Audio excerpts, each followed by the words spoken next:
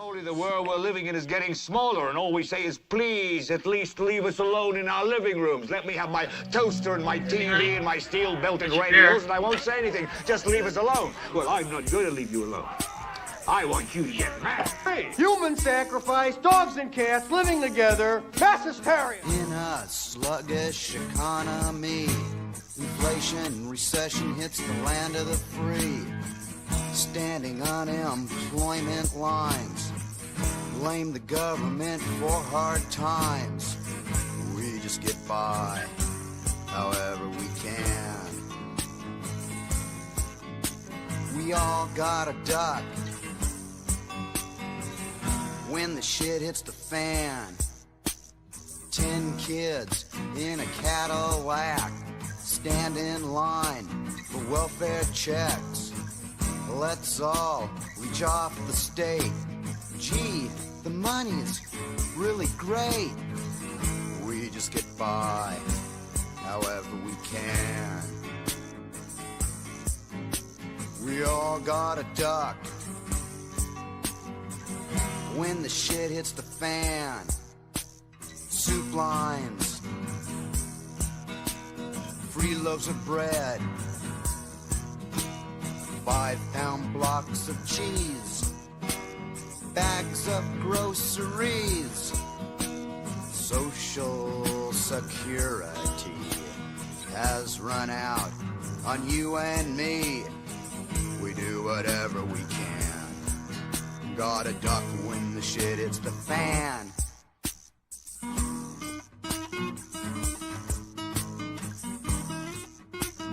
Doobity-doo wop wop, say what, yeah?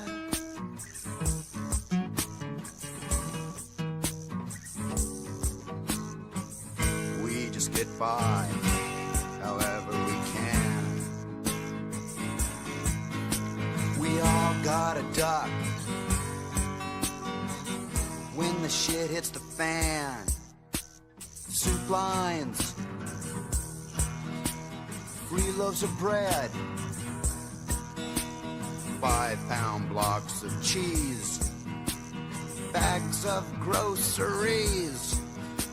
Social Security has run out on you and me. We do whatever we can. Gotta duck when the shit hits the fan.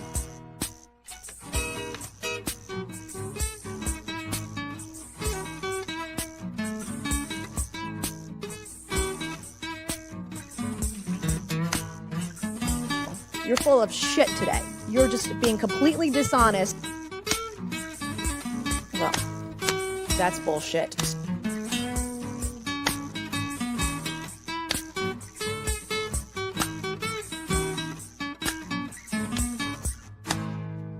Shut up, rent-a-cop. If we went there, we could theoretically. Welcome to Truth Stream with Above the Rabbit Hole. Boy, are we excited for this show. Oh, yeah. You know, we stumbled across these guys, and I just can't help but put clips on X of Mickey and his jaw dropping and his emotions. It's been an amazing journey just to watch him so far wake up. And we thought we got to have Maddle on for the ride. He's not been in many of the clips quite yet, but so that's why we got to get to know Matt a little bit more as well. So guys, appreciate you guys having me. Yeah, it's an honor to have you here. Scott's obviously horny today. He has some antlers behind him. So guys, welcome to the show. We're both streaming the show, so it's great to be here. Well, thank you. Thank you so much, both of you guys, for having us on the show. Matt and I have been excited for a couple days, and couldn't wait to meet you guys. And when I saw you share that first clip, I was like, "Uh-oh, this I don't know what's going to happen in the world now." But thank you so much, man. Thank you. Absolutely, absolutely. Well, part of this is as I get this to scroll across the bottom so people can find you guys. There we go. We want to delve a little bit into your backgrounds and stories, etc.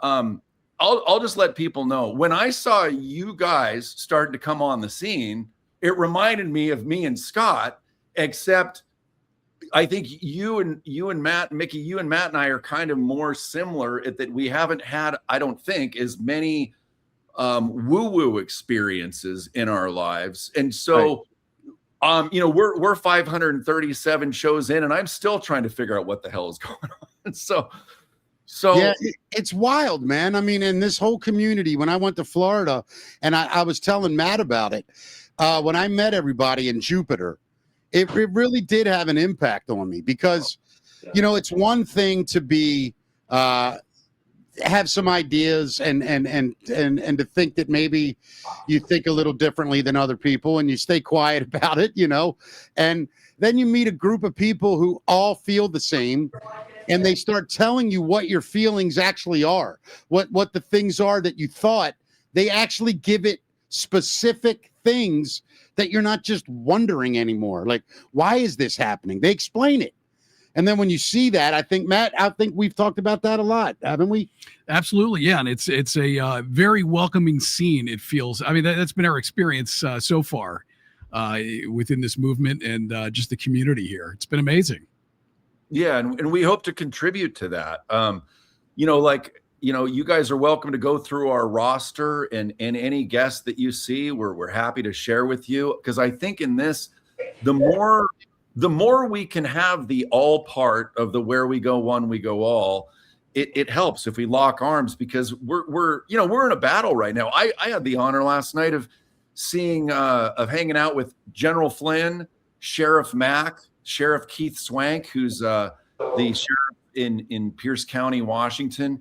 And it was all at a church in Puyallup about 4 miles from our airstreams. I mean, it was incredible that we're seeing this stuff start to happen in Washington State with, you know, Ferguson and the other girl that was living with her parents till she was 50. I don't know, the mayor of Seattle. I don't even know her name. Right.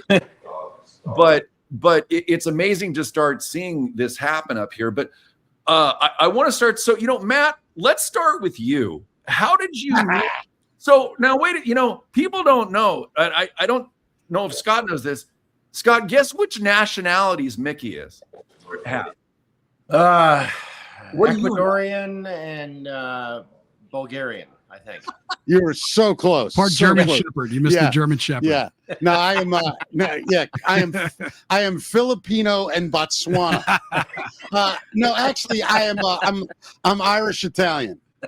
Hey, me too. Yeah, hell yeah. I'm mostly Italian, but yeah, there's some Irish in there. I'm pretty much split. The older I get, though, I'm turning more Irish because all I do is yell at people and say everything sucks. So I think I'm turning more Irish. Oh, that's priceless. It's easy to get cranky. Yeah, I find myself getting that way too. Well, I figured you get a kick out of that. Get off my lawn. What? Absolutely, yeah. Yeah. So, but Matt, let's delve into a little bit about your background and how you met this guy over here, and then we'll dig into Mickey's background. But please, Matt, let's start with you. Yeah. So we actually went a long way. Mick and I, we've been trying to figure out the exact year that we met. It was probably 30 plus years ago we met. Yeah. And I was a radio disc jockey in Baltimore. And Mick at the time was in a band, and he was also the manager of one of the biggest rock clubs on the East Coast called Hammerjacks. And we kind of crossed paths there at the club because the radio station would do shows there, and Mick would be back there in the back room managing the club and hosting things at the club, and that's kind of how he got his start is doing comedy. I think. I mean that's really where you kind of broke your. I mean that's where I got really comfortable doing it. I had been doing it a little bit before then. Yeah. So that was our initial meeting, and then at some point along the way, radio 98 Rock in our hometown kind of found out about Mick and wanted him on the radio, and he was more of a guest at first, and then really became ingrained in the station, and eventually went on to hosting the #1 morning show there.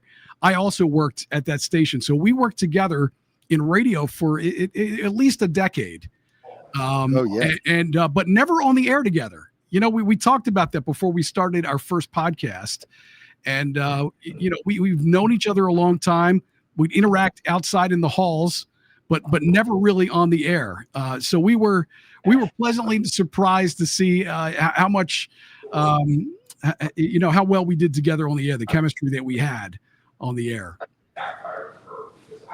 Yeah. I mean, if you want, I can continue for me how we like and take it further, but I don't want to. Cheers, Joe. Joe, you're muted. You're muted, Joe.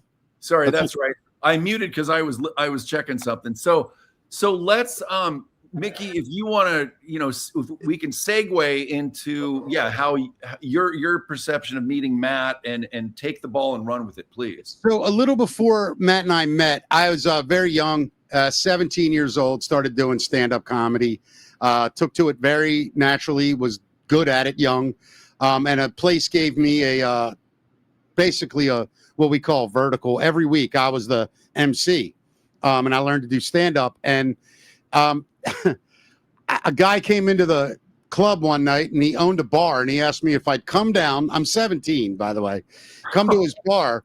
And he gave me the address and not the name of the place. And I was 17, and he asked me if I would host a Jello wrestling contest. That's how long ago this is, man. This is in the 80s for real. And wow. And I was like, yeah. And I think my uncle drove me there. And when we got there, he's like, dude, this is a strip bar. And I'm like, what? He's like, it's an all nude strip bar. And I'm like, listen, I walk in thinking I'm going to be doing, a Jello thing in a bar. The door opened and there's 3 naked girls on the bar in front of me. He thought he was getting pudding pie. pie. You said girls. Yeah. So I see the owner who had asked me to do it, and he walks up like it's nothing. And I had to just look lost. I'm 17. I probably looked 12 at the time. And I go, Jello wrestling? And he's like, yeah. And the next thing you know, these doormen pull this. This was so white trash. They pull this baby pool out of the back, and they start a hose and Jello mixing, and they're just like with brooms stirring up Jello. And I'm like, oh my God. So then he goes, well, you go in the back in the dressing room till we're ready. I thought it was like a normal dressing room, but it was the stripper dressing room. So I'm sitting in this room with 20 out of their mind lunatic naked women, and they're all looking at me and asking me a million questions, and all telling me that if I make fun of them, they're going to kill me. So I'm like, oh my God. So anyway, the night went great. All I did was make fun of everybody, all the guys in the crowd. And the owner of Hammerjacks, this huge rock bar. Now, when I say huge rock bar, Guns N' Roses, Poison, Skid Row, like that's where they played. Well, they thanked the club in their liner notes. Yeah, I mean, Guns N' Roses thanked a lot of Hammerjacks. bands. Yeah. So anyway, at like 2019, I was brought in to host. They had a bikini this is how I started my career. They had a bikini contest every Tuesday night, and it held literally 2,000 people. I'm Matt, am I right? Yeah. And the owner was the host at the time, and he was kind of funny, but he had heard about me and saw me. And when I came and started doing it, it just exploded. I became the funniest guy in town, and then radio found me. And I didn't even want to do radio at first. I had no desire. And then I did, and then I came back to it, got on mornings, which is when, well, before that, I met Matt. He was doing, Matt, by the way, sold himself a little short. Matt started a thing in this town called Noise in the Basement. And the bands that Matt discovered, there are bands that have gone on to sell, when I say millions of albums, sincerely millions of albums. But Matt is like to the local, regional, really, Philly, Baltimore, DC, even a little into New York. Matt is known very, very well in the music world and incredibly, incredibly respected. Mickey, you probably don't know this. Joe had a very similar start to his career, except it was not strippers, it was midgets, and it wasn't Jello, it was KY jelly. But it was in a kiddie pool, and it wasn't in a popular club either. I think it was in his friend's basement, but very similar stories. I love it, man. I love it. So Matt and I both, as very, very young kids, man, we were kids when you started on the radio. Yeah, I was 17. Yeah, and I was a kid that started. And I mean, here we are 40 years later, whatever it is, and we're still doing it. We're still doing what we love to do. It's just entertain people. And yeah. Our first podcast together was more of like a comedy entertainment podcast. And it was probably similar to what you would hear on a morning show, I guess, on the radio. Right. But what we found is that during that podcast, we would get onto these subjects, a lot of these subjects that you guys talk about. And we loved talking about them. And then we started to go a little deep, and we said, you know what, we got to pull back because we're going to lose our audience. It's not what they're tuning into us for, but it's the stuff that we really are just, incredibly excited to talk about. And, that's why we switched formats of the show a few weeks ago and launched this new podcast. Yeah, we saw that. And first of all, kudos to you guys. I love your bravery and willingness and openness to throw your hat in the ring. It reminded, so Scott and I have backgrounds in, filmmaking, music videos. I'm a musician myself. And what happened was, as I started really learning about what was going on, because Scott had the idea to start Truth Stream, and I was very reluctant, and that's a story I can get into later because of someone that I interviewed that wasn't around much later after the interview, but I'll get into that later. But I was a little reluctant why we threw our hat in the rings was because we heard children are being trafficked. So I basically shifted gears completely. I had been bartending, and I wanted to get out of that and get more into podcasting. But when the subject matter and COVID and everything hit, it's like it all made sense to me as to why the world is the way it is. And then when I finally got out of our own way and it said, Scott, let's do this. And then we met Lewis Herms very shortly thereafter and started speaking at Truth Tours and Unity Tours and have since spoken in Ireland, etc. But what's been great about watching you guys is your willingness to do it, because it's really empowering others and it's very relatable. And I think as you go into these rabbit holes, many viewers, and please be kind to these guys, they're willing to do this in an open forum publicly. Like that takes some cojones, guys. Well, one of the things, like for me, even in comedy, I've been doing comedy my whole life. I've been pretty successful at it, in fact. And one of the things I love about comedy is to present things and to see people's reactions. And I've always believed that if you're being sincere, not knowing anything is fine, because it's the people. What always drove me crazy were people that really didn't know anything and acted like authorities. And it always turned me off. I thought, you know what? You're trying to teach me something. Not only am I learning something, I'm learning you don't know anything. And I just started figuring out a way to help people help me learn, which is just let me question you. If you have the answers, I don't know what you know, so let me pull it out of you. You can't dump it into me. You can't just dump it into me. I'm not going to know what any of it means. So when we started this, Matt and I we became really, and I'm saying starting this, going back in radio, we became very good at just explaining things.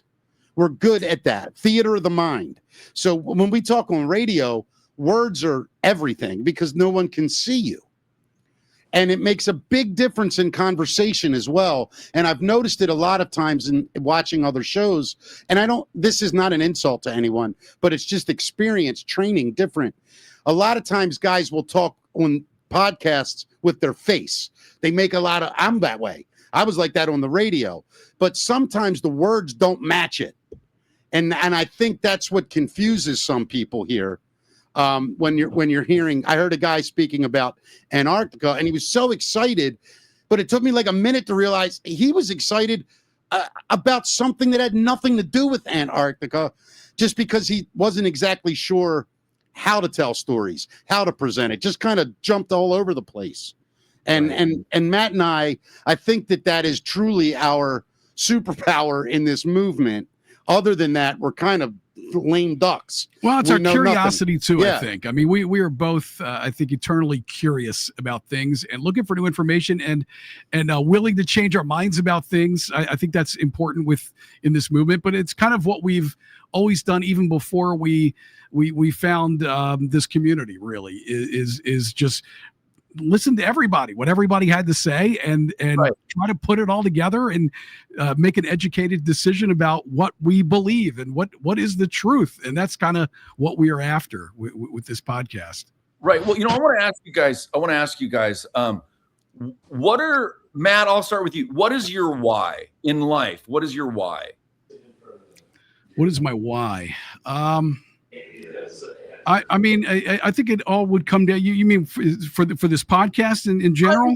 Partially for the podcast, but what motivates you as a human being? Like, what do you want to bring to the world? What's the difference that if the little kid in you was standing there and could look at the world and be like, I want to do this when I grow up, your heart, your passion, what do you want to bring to the world as a human being to help other people with? And I think I see that in you guys, but I'd love to hear from you. I think it's to bring a meaningful difference with the truth, whatever that is, to help facilitate that.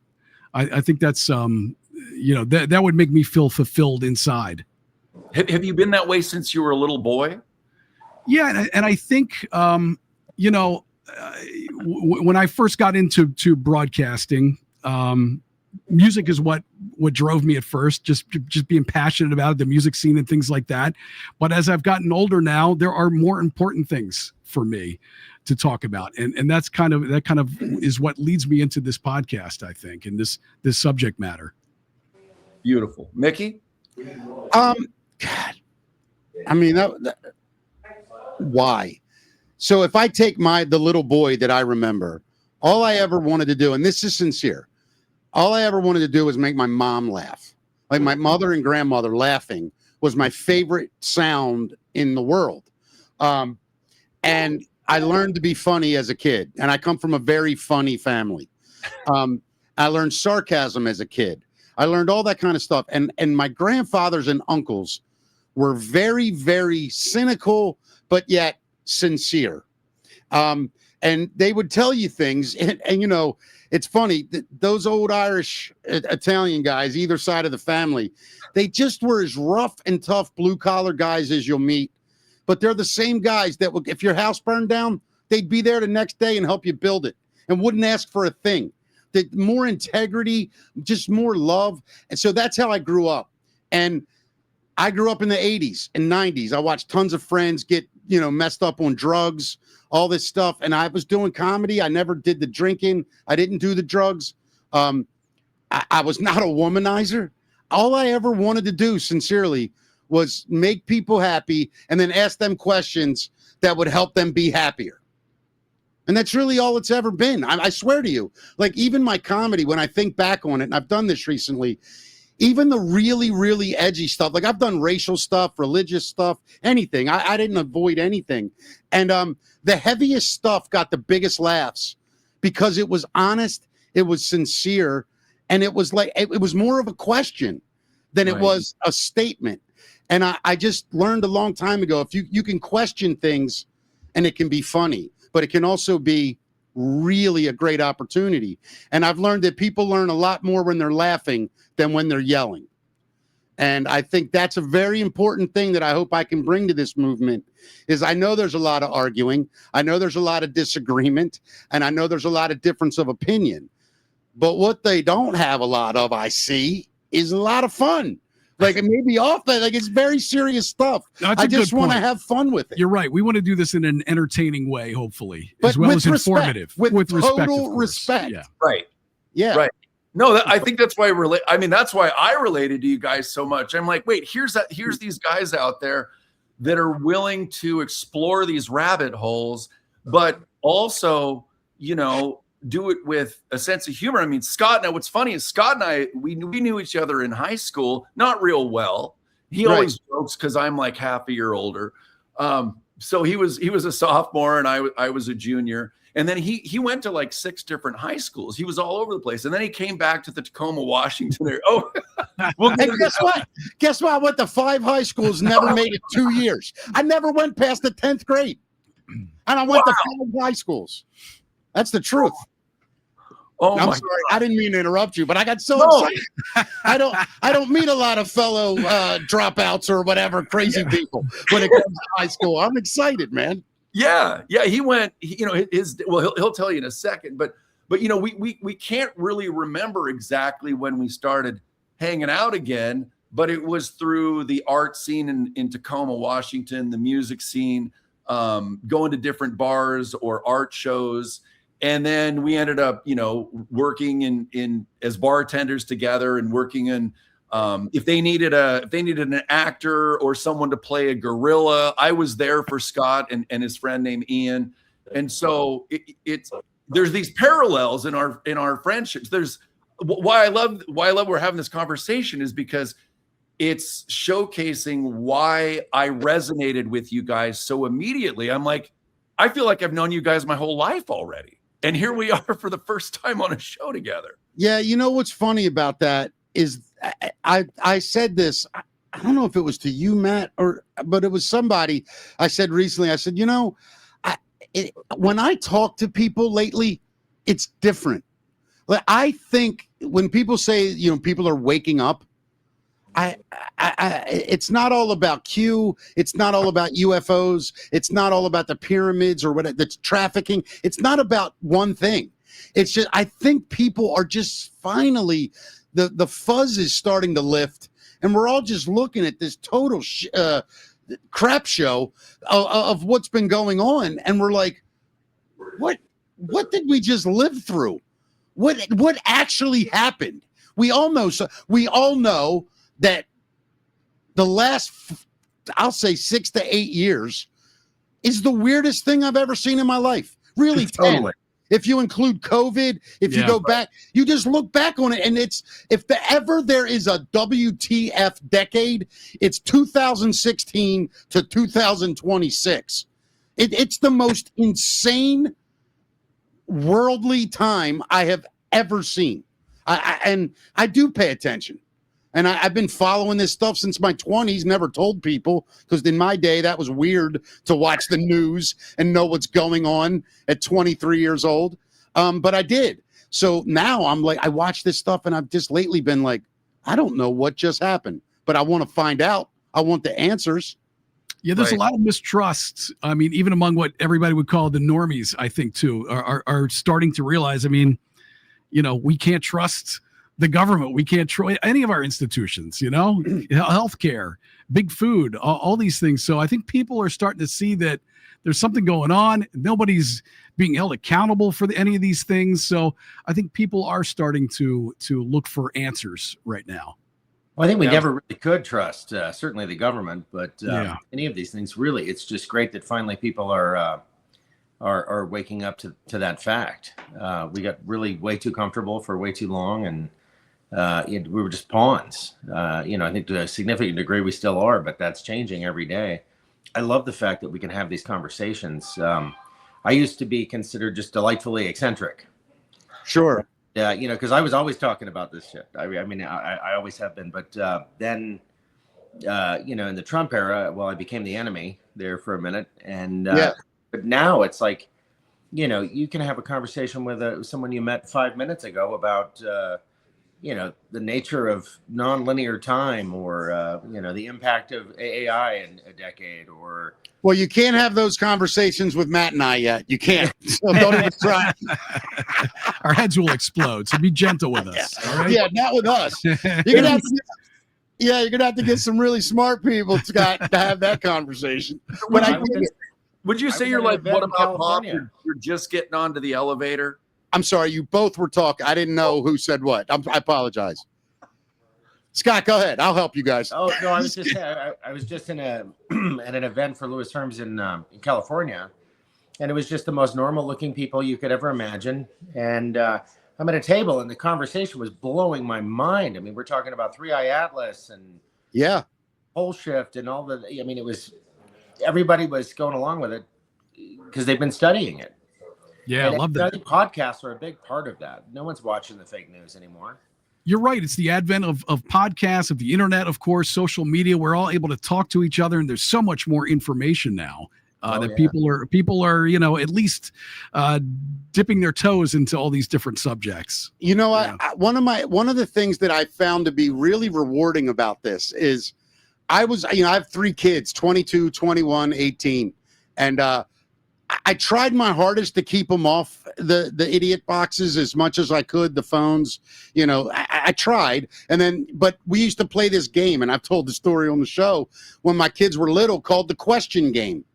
And I mean, they were like 4, 5, 6, 7. And I'd sit around the table and I'd say, okay, who was the first president? Who freed the slaves? Like basic knowledge questions, and just teaching them to learn how to learn, to love to learn. And I just think that these shows now can do that. People are so used to holding their phone to be entertained. They're sick of watching broadcast television. They want to converse. That's why these chat rooms blow up like they do. That's why people are so engaged. And what I love the most about all this is when these chat rooms explode, they talk to each other, not just us.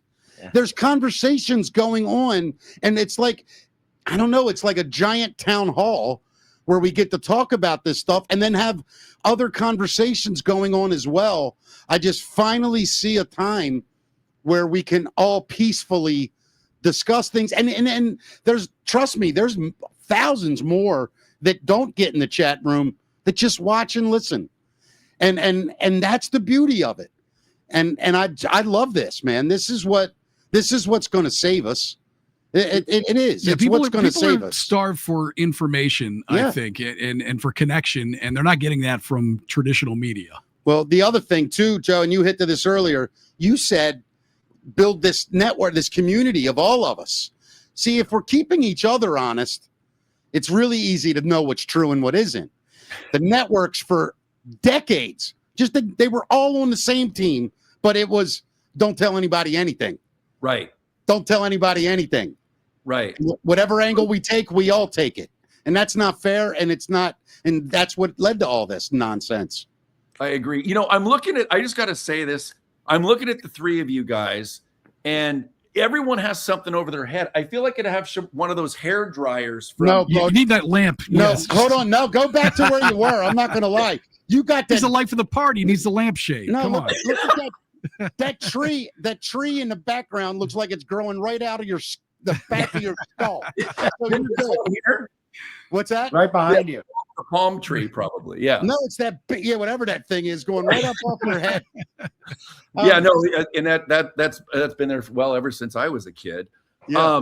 I wanted to bring up the reason. Okay, I'll tell you the reason we found you guys. So Scott and I had the honor of going to Costa Rica with our dear friend Carol Marine Friesen, and this is she has a healing retreat center down there, and I had her comment. They're all up here, ready to go. Here it is, and she's the one that introduced me to you guys, and she's a big part of our community. And so then I went over to Rambo, and I could follow you guys and what you were doing. So our community, from meeting through Lewis Herms, who's running for the governor of California, and I want to let everybody know, if anyone is in California, this is what Lewis is about.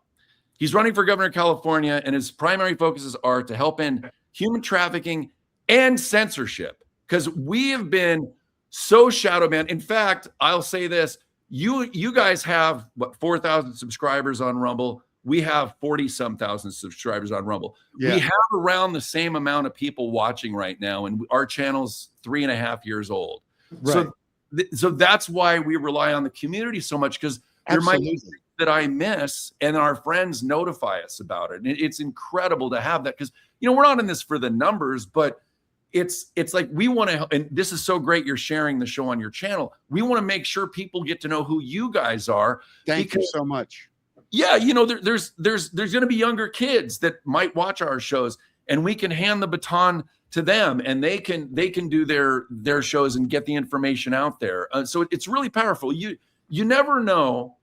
Scott and I, we did an event in the end of March in Washington State, out in Eatonville, and it literally, there was a woman that she not that she was going to do anything to herself, but it sounded like she was ready just to end it. And she came out to our event that day, and she goes, you guys pretty much saved my life. Like, not us per se, but the fact that we had this event that she could come meet people and not feel like a lunatic. And so that's all the stories you got in Florida, right, Mick? I mean, my God, I'm sorry, I'm trying to. Yeah, some of those stories, because if you change one person's life or perspective, it's incredible. So please share some of those stories with us.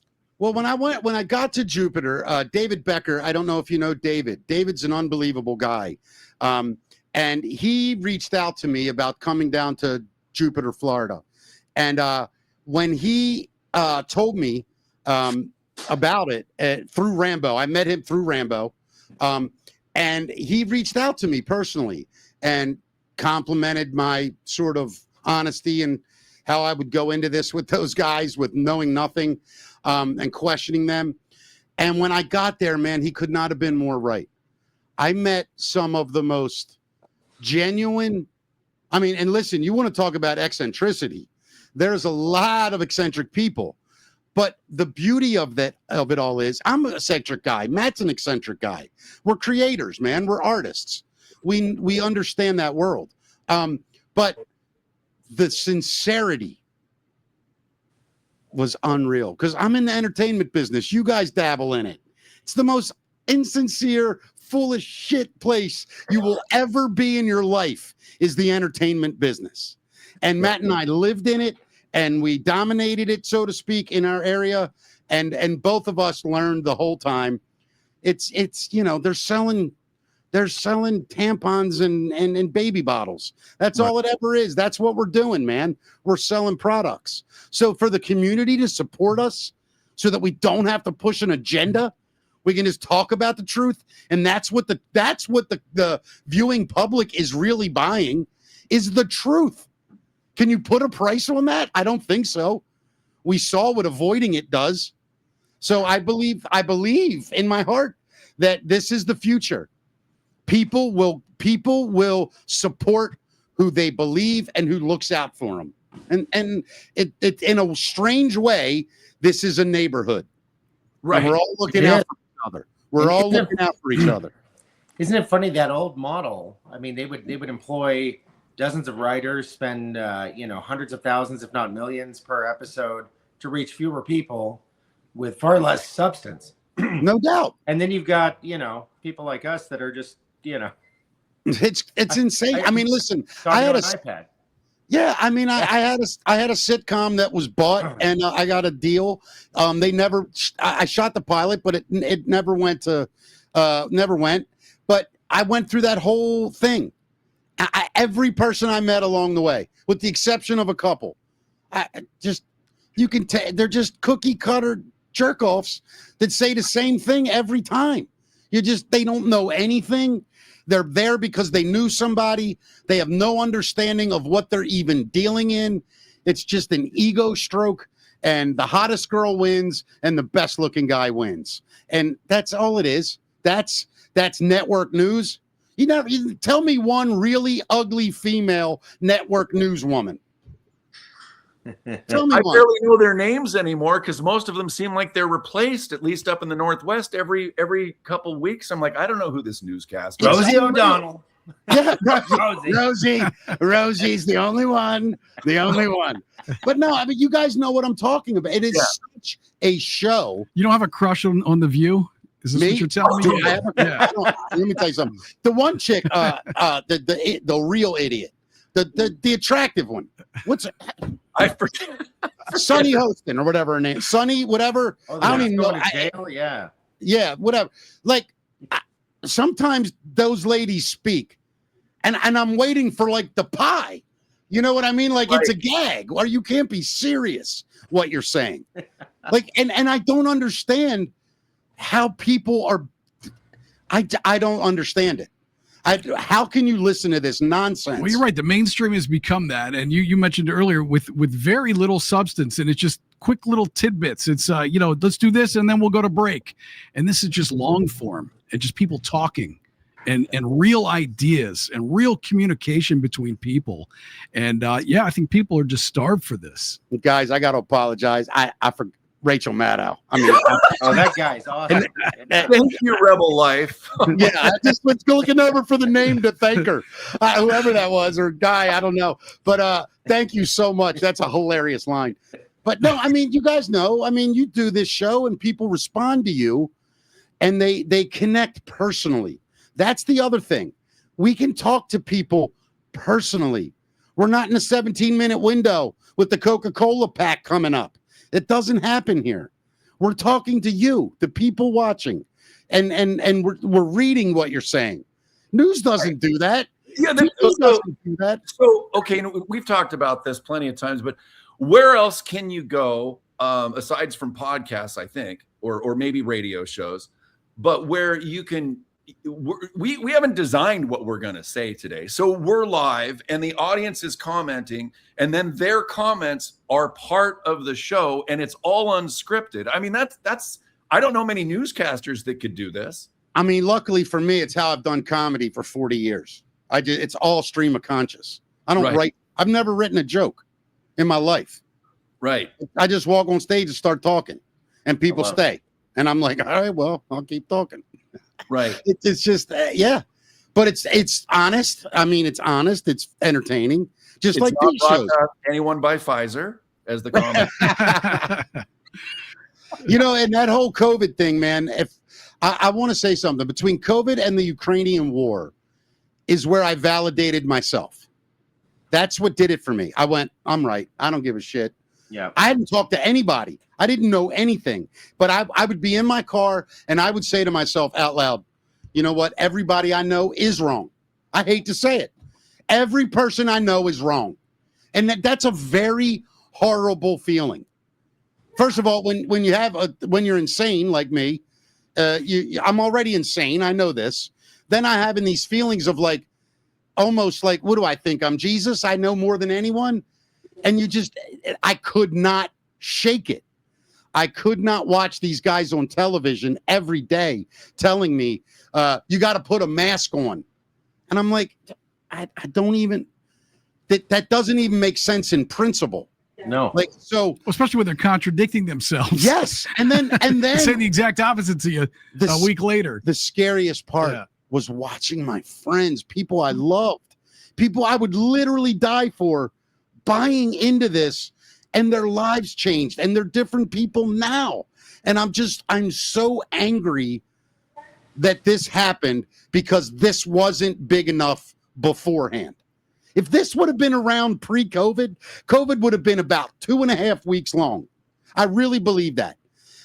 Guys, you guys would have got Rambo and you guys would have got into that. The truth of it, it would have been out. And I'm telling you, these types of shows, not me and Matt, we're just like Johnny Carson for the rest of you guys. But you guys and these shows are what's going to truly stop these insane things from happening again. Just not being shut down and people being able to hear it. Yeah, I used to do a sanity check. I talk about this, in our live appearances and so on. Every day I take inventory because it just seems so crazy. And then it's like, nope, Joe Biden's still president. I'm not crazy. Yeah. Yeah. There's always some evidence, it's like cocaine in the White House. Remember that story? Like, it's coke in the White House. Yeah. Like the Kennedys didn't introduce cocaine to the White House a long time ago. I mean, come on. I heard a lot about buying cocaine out of a vending machine at the White House. If you know the right door to open. Oh my goodness, Mickey! I think I found a picture of you from a couple years back. Is that you right there?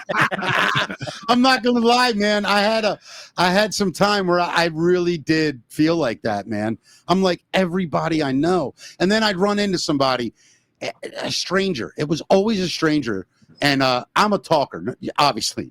Like I'm in the Wawa, which is a convenience store on this side. I don't know if you guys know it.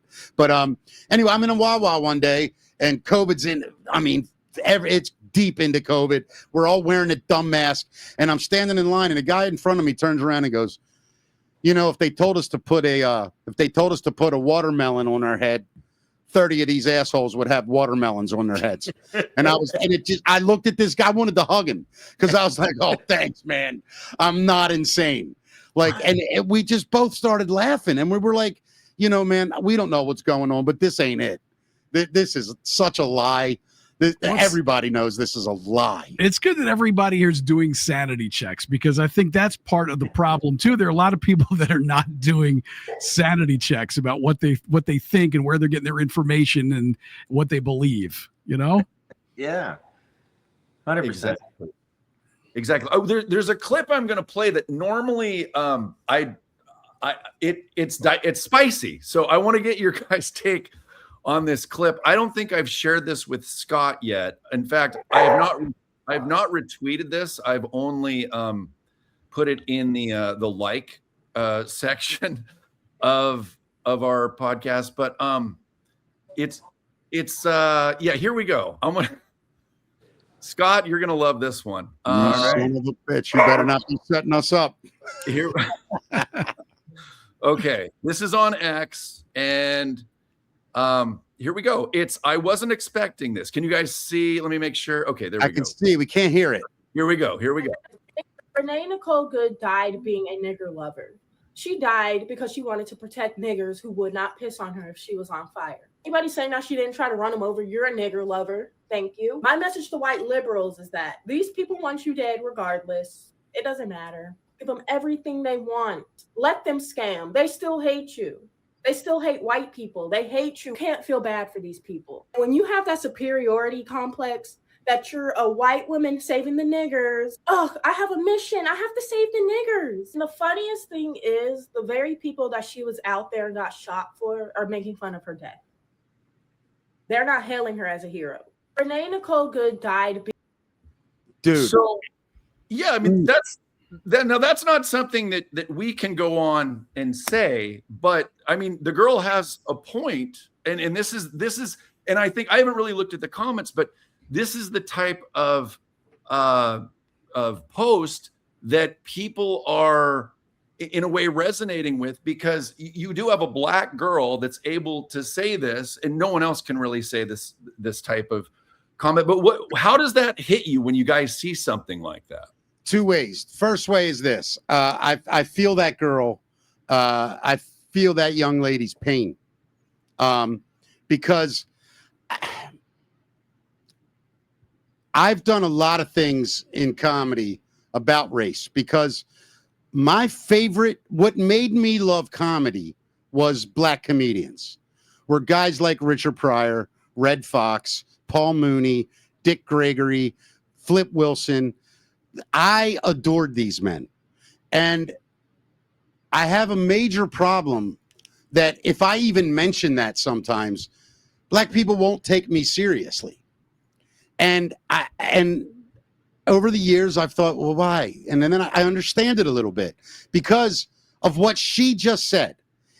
White people are so condescending to black people, and they think they're doing something good by saying, oh, don't let them treat you like this, or let me talk to them for you. It's a backhanded compliment is what it really is. No doubt about it. And it's just, it aggravates me, man, because this whole thing can be avoided immediately, and take color, race, religion out of it and replace all those words with one word: assholes. If you're an asshole, if you are an asshole, I can't stand you. I don't care your religion, your color, your sexual preference. I don't care about any of it. Your wealth. If you're an asshole, you're an asshole. And if you're wonderful, again, I don't care about your sexual preference, your age, your race, your religion. Just be wonderful. I will love you, and whatever I have is yours, and that's life. But no, the liberals are the most racist, divisive human on earth. There's nothing that comes close to it, because they decide the teams. They tell everybody whose side everybody's on. Screw off. I mean, it's such BS. And until people start telling the truth, and there's so many good democratic thinking people. That's the other thing, that are just lost, that don't have a voice in their own party anymore. They've been told their whole lives that if they become a Republican, they're some kind of animal, or they're some kind of less thinker. Like, it's just such bullshit. And people that finally are looking at other people and going, yep, you're 100% right. That black girl was 100% right. But as a white person, if I say that, some people could say, how dare you defend that? I'm defending her. Yeah, I'm not defending anything of but course. her. She, you know, this is dark forces are laughing at this right now, and they have succeeded with their propaganda, is the way I look at it. That's their whole MO. They want to separate people into little boxes and tell them that they're victims, and we're going to save you. And you know, they're out there destroying themselves with this behavior and these thoughts. You know, this thought process. Yeah, I've been saying it for years that they make assholes in every stripe and color and you know, form imaginable. An asshole is an asshole. So thanks for saying that, Mickey. But yeah, you know, what I like about what I like about the return of overt racism that we're seeing is that comedy's back. Thank God. You know, we used to be able to make fun of each other, and you know, I mean, it's the truth is born out of comedy in so many instances. It's so important, but I think that what this is doing, ultimately, for us to have truth prevail and for us to have true freedom, we need to see each other as individuals. So we got to look past all of that stuff to do that, and then we can say, you're an asshole. You know, hands down. Yeah. That's it. That's it. I mean, and if you go into deeper what she said, man, when you start talking about, she said, these same people that you're fighting for will kill you. Like, and it's 100% true. The people that they really think that they're helping hate them with a passion. And it's almost, you know, it's wild to watch. It is wild to watch people who think they're intellectuals be so stupid. And you know why it's like this? Because they spent all their time not in the neighborhood, not playing with their friends, not doing that stuff. They spent all their time being told everything they've ever learned and didn't learn anything for themselves. And that's what happens. I mean, it's right out of the Communist Manifesto. All you got to do is give me a couple generations of your kids in school. I'll ruin the whole country. I'll be damned if they weren't right. Right. And that's what happened. We educated an entire nation that hates itself. Explain that. Well, and we elected a whole bunch of people that you know, followed the rules for radicals. You know, so yes. I mean, this was largely engineered, and I think people are finally starting to think for themselves. That's what we need. I sure hope so. You know, I feel like there's an awakening here. You know, I live in Baltimore City. I don't know how much you guys know about Baltimore City, but I stand out. Okay, we're going to learn today. and is it a radiant smile? What is it about? Yeah, I think that's what it is. You know, Donald Trump called this city a shithole, and it didn't offend me because everybody in this city that loved it calls it a shithole. All the people that grew up in it. We all grew up in the city, and then we all left. We just all said, screw it, we're gone. And this is the other thing that I think gets lost in the argument so much. This is not about black and white people. It's about ideology in government. Baltimore City has been run, I think it's now 70 years under a Democratic mayor and council. 70 years. That's 7-0. And the city's gotten worse. And it's predominantly black now, full of guns, which leads into my other little theory that I think the real high level of the Democratic Party built an army. I think that's what they literally did, an army that could fight back. And that's why, if the left are so against guns, why don't they clean their own cities? They talk about, you know, all these people with guns and the rednecks and all that. No, start right there. Or in any metropolitan area in this country. Start cleaning up there. Get rid of the 10 times more illegal guns and explain to us why you've done nothing in 70 years but allow this to get worse, allow drugs to totally finance an entire city's private life, to just let murder run wild, all of that. And then you sit there and have the audacity to blame someone that's not even involved. I have gotten to the point where I know I'm right. And I don't care. You want to call me a racist, a misogynist, anyist? I don't care. I don't care anymore because I'm not out to hurt one person. I believe the things I'm saying will actually help the people I'm trying, or actually will help the people I'm talking about. They'll try to make you question your common sense, though, won't they? Yeah, it's because they don't have any. Right. I was just going to bring this up. There's a very serious post that came through. I'm about to make your day, Joe. I'm about to make your day. Joe, do you know how tall I am? I used to actually run a nightclub, and I have been to one of those Jello wrestlings, and we didn't have a sound guy one of the nights, and I had to run the sound for a male stripper review. So I hosted one 40 times in my life.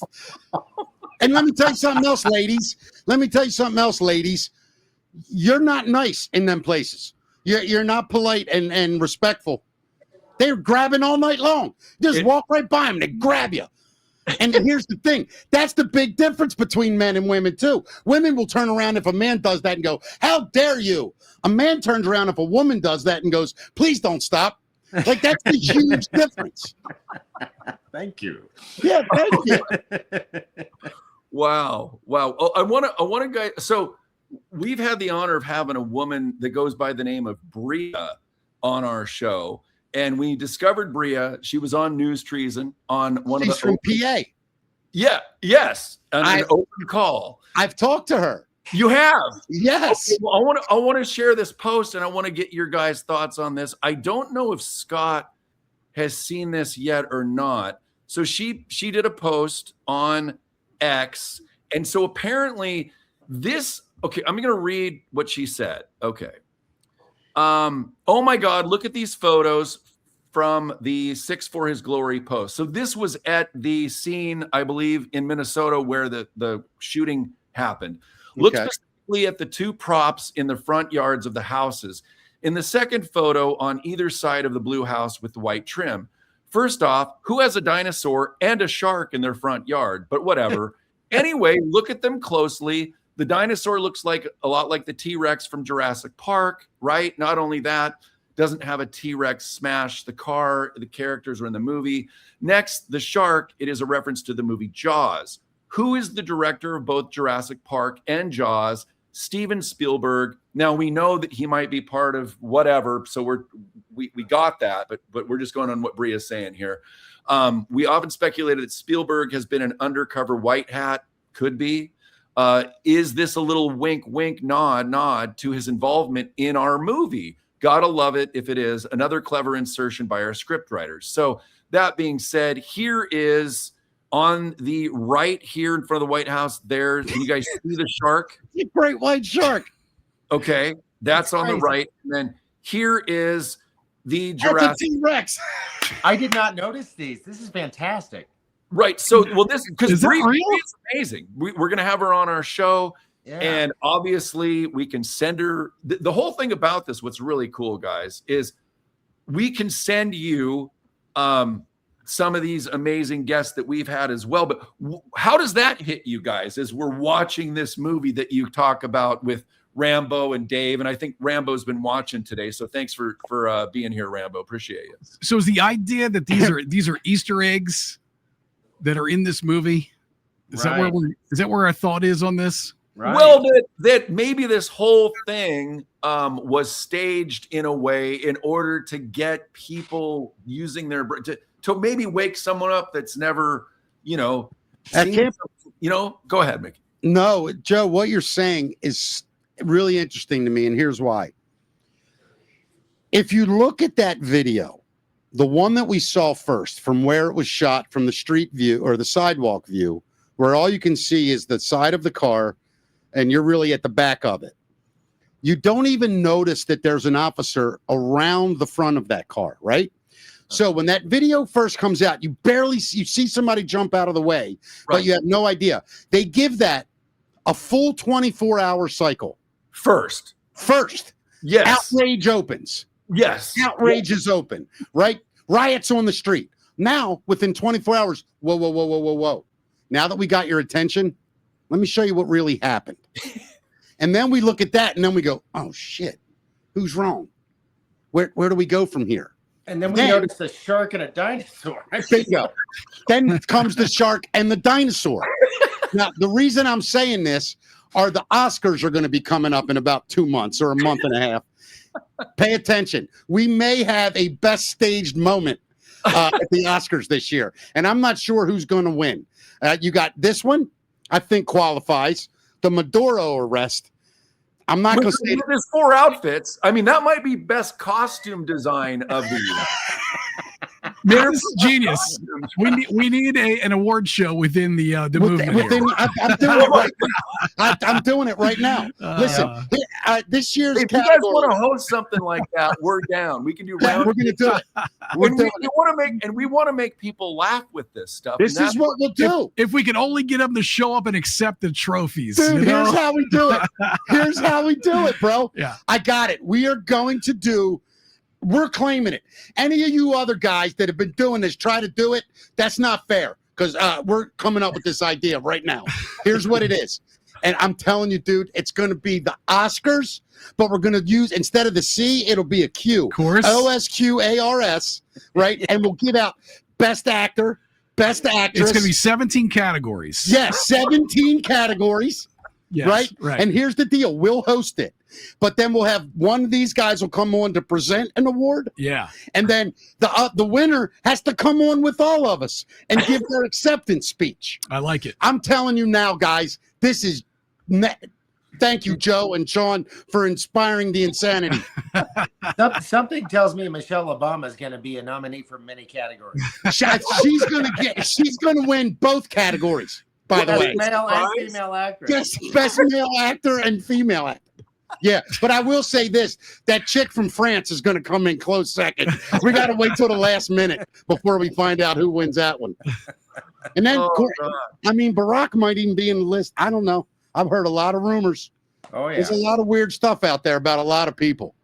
Yeah, a lot of inverts. It's weird. It's weird, and Scott's had a hard time with this. Not that I haven't, but when you start wondering if this Jennifer Aniston, that you like back in the day is actually Jennifer Maniston. This is what's been challenging for me. So I was a big fan of the band U2. I love U2. Okay. Still love the music. Yeah.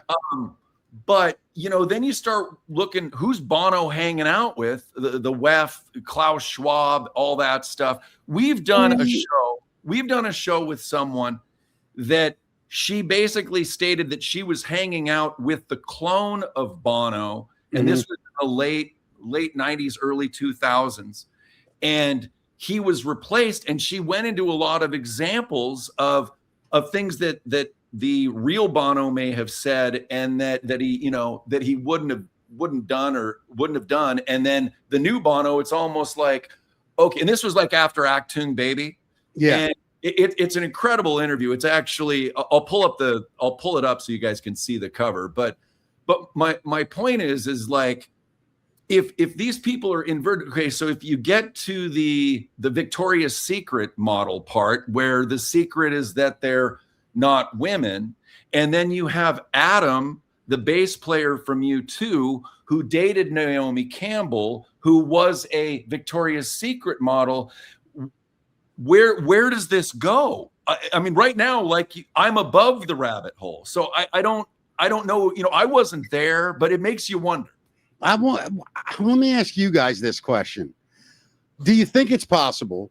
And I think a lot of artistic people, truly brilliant artists, suffer because most great artists truly are very passive people.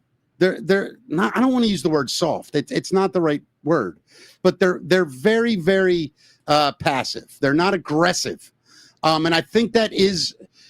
I mean, we see it. The left has a lot more aggressive men than the right, and I don't think that's controversial to say. And I think that a lot of artists sometimes hide the truth from themselves. in order to fit in the world they have to live in. Unless you're Ted Nugent, Rob Schneider, and you're seeing more of it. More artists are coming out and going, yeah, screw you guys. I don't care, Hollywood. That's the other thing. Hollywood's dead. Hollywood's dead. The music industry's dead. The comedy scene literally moved from Los Angeles to Texas overnight, right? Yeah. I mean, it's nuts. Yeah. People are not bowing down to California anymore. It's unreal. It really is crazy what's been happening. And when you watch it, I mean, from our standpoint, not knowing much, both of us look at each other, though, after we learn something, and we're like, I get it. Makes sense now, Right. I'm looking at it closer. Sorry. Clono. I love it. Clono. That's Yeah. awesome. So it's fun. It's fun to come up with different names for folks. But if people can see, if they want to see this interview that Scott and I did with Lady D, that's it's let me see what the actual It almost looks like Boy George. Yeah, on the left. Yeah. Yeah, it's episode number 403 on Truth Stream. But yeah, the right is him younger, and then when Mephisto came out for the Zooropa tour, I mean, I've seen him 16 times, so it was very jarring for me to think that someone that I thought would have the best life in the world. I mean, he's singing with Pavarotti and the 360 tour and all these things. It's really hard to accept that wasn't organic in really any way. And then you start wondering who's writing the songs, and all these things go through your head. But it's a lot. So these heroes that I thought I had, I don't even know who I look up to anymore. It's like, I guess we have to be the people that we wanted. That's why I asked you guys that question. I want to be the guy that the little kid in me, thought was doing something or making a difference. So now's my chance through all this fuckery to be the guy that I feel is important, or what mattered to me as a kid. So that's my goal. Well, Joe, one of the things that I've talked about this on stage, actually, I think the worst thing that whoever is running this shit show did was dismantle families. And we did it with money. We did it with drugs. We did it a million ways, and it was done purposefully. And that will, once you get the man out of the house, it's a lot easier to influence people because no one's there protecting them. And I don't say that as a dig on women that you can't protect your children. That's not what I mean. But if you have to do both, it's almost impossible. And I think I think what the young kids are seeing is that the generation between them, say 18 and us, they look at them like they're full of shit, or like they don't have anything. I mean, the guys in their 30s and 40s now, they'll all tell you, we can't buy a house. We can't do that. We can't do anything, and it sucks. And it's very, it's odd that I'll say it this way, very reminiscent of the late 60s, early 70s in England that the whole punk rock movement came out of. Are you trying to hug me, Sean? I can hug you when I meet you, but Scott, no, I'm not. Scott, I mean, I'm sorry, I said Sean. My cord isn't charging this Gotcha. thing. It's about to die. I got to grab another cord, I think. He's watching a midget wrestling show on the other channel. Yeah, I got it. By the way, you guys you're really into these midgets, aren't you? You guys like midgets a lot. Well, a lot of times they come up a bit short, but do you know how tall Mick is? Do you know his actual height? Do you know how is he tall a BM? Are you a BM? I don't know what BM means. A borderline midget. It's 4'10". No, okay, I just got over. I'm like 5'2", 5'3". Shrinking every day, though. I do a whole bit in my comedy thing about how unfair it is because, like, I would say like 5'6" and up, maybe 5'7", right in there. That's like regular guy height. You start to be accepted as a regular guy around 5'7". Okay. 5'2", 5'3". I'm not really a midget. I'm not like a dwarf. I don't know. Like, it sucks because I can't even start an app to find people like me. You know what I mean? Because there's no name for it. It's hard to tell right now. 5'2", 5'3". You're really 5'2"? Yeah. He's on a phone book right now. Remember Standing. phone book, kids? Now I'm standing. Yeah, I'm 5'2", 5'3". So No, when what? people call you a stand-up comic, it's hard to know because a lot of people. And then it's like one heckle over the years that, like, soon as I first come out, somebody in the back will always yell, "Stand up!" And I'm like, "You son of a bitch!" But yeah, no, I did. It always drove me crazy. Like, I got no special title for my height. I'm not How even a about regular guy. You're a hobbit. I don't like Hobbit. I thought about it. Hobbit. I don't. Is that what a Hobbit is? Like my height? You should run for governor. Maybe You I'm know? BM Maybe extra. you're tall in that world. You're a giant BM. You're That's the not leader of the an hobbits. people. That could be very misconstrued and very awkward. But borderline midget is what the giant part is, the BM part. So I'll tell you a story, and you guys decide whether it's true or not. please, So I was doing comedy, and it was in San Francisco, and this is years ago. And by the way, the Punchline in San Francisco was one of the greatest comedy clubs in the country, and I loved San Francisco when I went. It was a cool city, man. It really was. Anyway, I do comedy one night, and a couple people are there that work there said, "Hey, you want to go hang out with us afterwards?" I'm like, "Hell yeah." So we go out, and they take me to this place. They go, "You're going to love it in here. I'm telling you. They're going to love you." And I'm like, "Okay." So they go, "Go ahead. You go." So I open the door, and when you open this door, it opens like that, and like one person at a time can go through. So none of them come in. I walk. It was the whole bar was midgets. It was the whole bar. It was a midget bar. I'm not making it up, Joe. And I walked in, and I looked around, and I was like, "What? Where am I?" And for the first time in my life, I literally walked in a room as a grown-ass man full of people and went like this. I can beat anybody's ass in this place. Like, I was the man, right? And dude, I'm telling you the funniest thing. The little ladies, I was like a god. It was incredible. Because I'm not like a regular size guy, so I'm not like intimidating to them. But right. I'm like a tall guy to a regular woman for the midget world, I think. I think that's what I was. I was just tall for midgets, not like giant. You know what I'm saying? Well, I got to tell you, there's a woman named Amy who's watching our show, and she's going to be at Threadfest are you guys going to Threadfest? Yeah, I am. Yes, we are. By the way, yes, March. Okay. Well, she's going to be there, and she's about to pee herself right now watching this show. That's her comment. So, that's awesome. Is she a midget? No, she's regular height. I mean, I don't know what regular height would be. Is she over 5'5"? I believe so. Amy, what's your height? If you could post your height in the comments, please, that would be very. I don't do well with women over like 5'6". Well, we'll have an answer for you here real quickly. I'd say she's around 5'6", 5'7", maybe 5'8". We're gonna introduce you to DeSantis's boat guy. You remember the memes? I mean, she's 5'4". She is 5'4". 5'4". Perfect. I can give her a hug when I meet her. A while, so that's why. We were in Ireland. We did a retreat over there, and she was great. She actually had me play. So I went to Ireland, and I ended up playing in a couple of the bars over there in Are you a singer-songwriter guy? I'm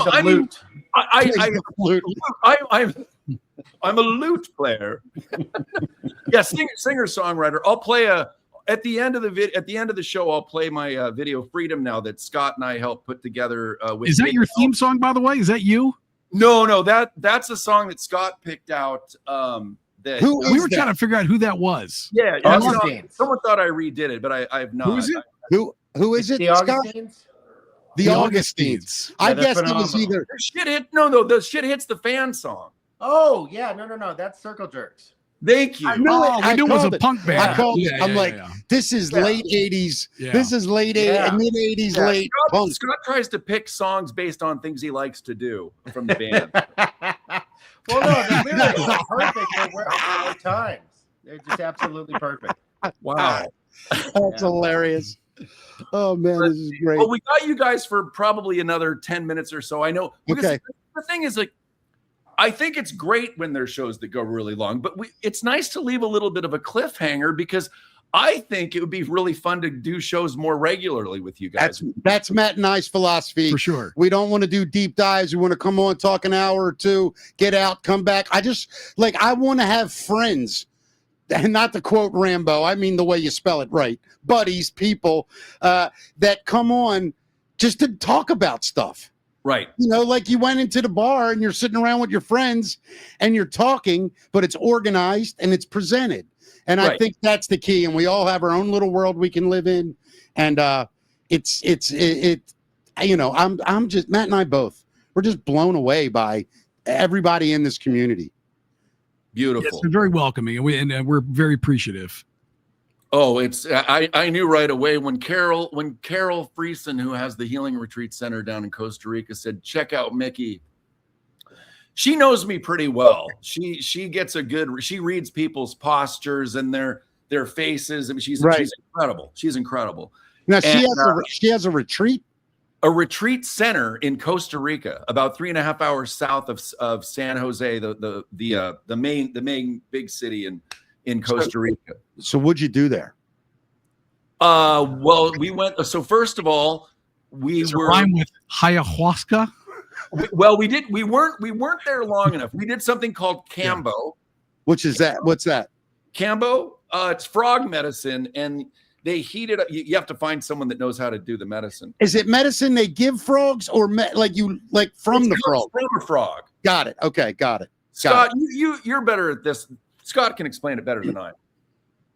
Scott, are you there? Are you frozen? Oh, he looks frozen. Uh-oh.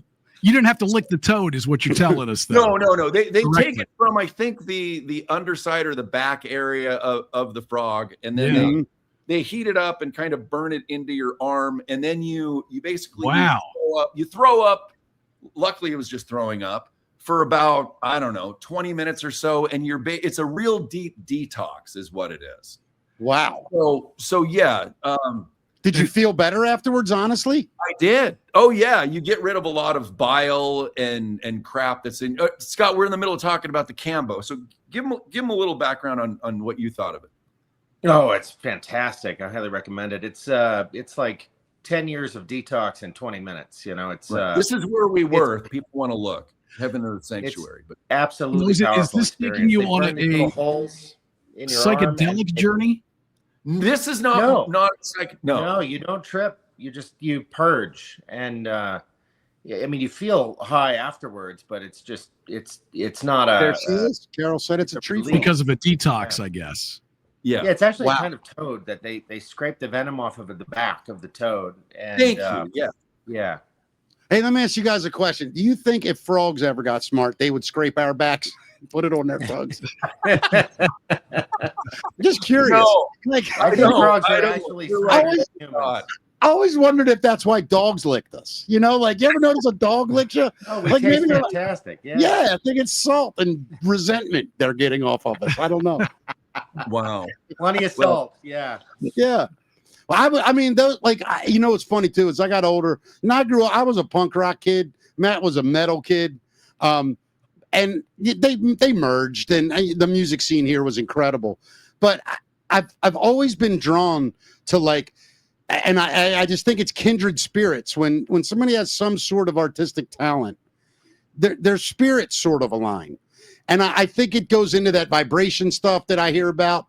That I've heard other people talk about, like how vibrations matter, and Tesla knew all about. I don't know shit about it, so I'm being upfront. Like attracts like. Yeah, like attracts like, and right. I think that's in this community. Everybody I've met, I'm just like, I kind of feel like I've known this dude for a while.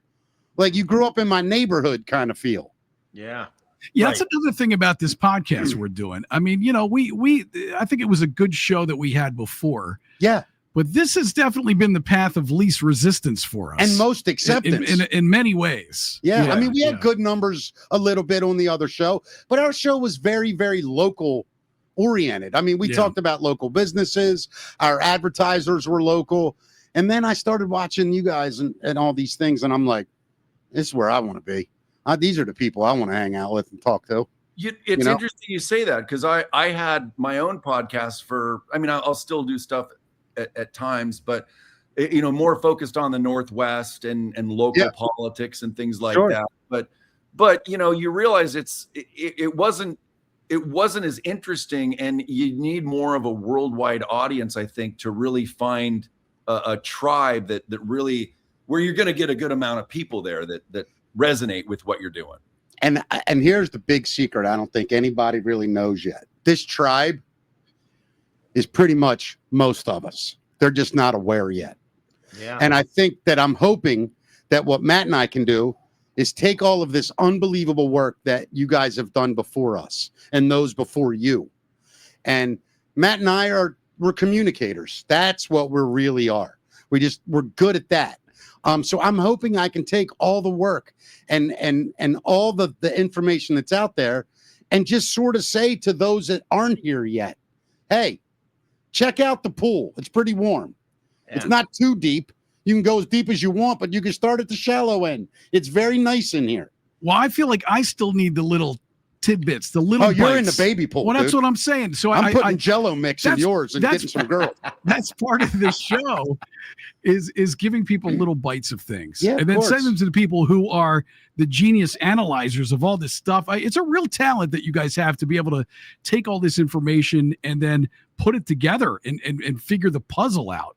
I mean, that's a real talent that I don't know that I have.